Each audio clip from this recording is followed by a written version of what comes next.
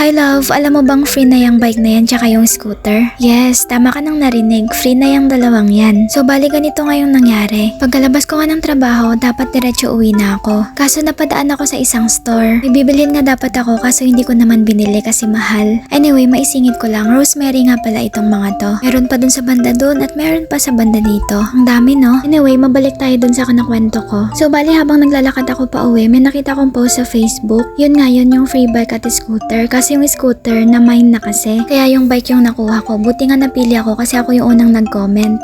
And sumakto rin na pauwi na rin ako at sobrang lapit lang nung pipikapin kong bike. 3 minutes walk lang siya kung saan banda ako naglalakad. Kaya ayun, bago ako umuwi, pinick up ko na lang muna agad. And at this moment, nandito na tayo sa pagpipikapan natin ng bike at kasama niya rin yung scooter oh. Pero may nakakuha na dyan. Wait lang, lapitan pa natin. At ayun na nga, sobrang ganda pa ng bike. Parang bago pa talaga siya. Medyo may kalawang lang yung chain niya pero lalagyan lang yan ng oil, mawawala na rin yan. Mukhang bago pa yung gulong oh at saka mukhang bago pa talaga yung bike. Feeling ko nabilad at na-stuck lang to kaya kinalawang yung chain. Then yung scooter ang ganda rin no. Kaso nga lang late ko napansin na flat pala yung bike. May dalawang bike din dun sa bahay. Yung isa yung binigay sa akin tapos yung isa yung bike nila ate at kuya. Kaso flat din lahat kaya di ko rin magamit. Kaya ayun napagdesisyonan ko dito na bumalik muna sa malapit sa pinagtatrabahuan ko. Kasi may fuel station doon na malapit tapos may libreng air and water. Kaso nga lang nung tinry kong pahanginan yung bike hindi ko alam gamitin. Tsaka hindi rin kasi sumakto yung mismong pin sa pipe. Hindi talaga magkakasya sa pin ng bike. Pero nasa-switch ata yun, di ko lang talaga alam gamitin. Hay nako. Kaya ayun, tinulak ko na lang ulit pa uwi yung bike. So yun lang nga pala, ako to, si Kle.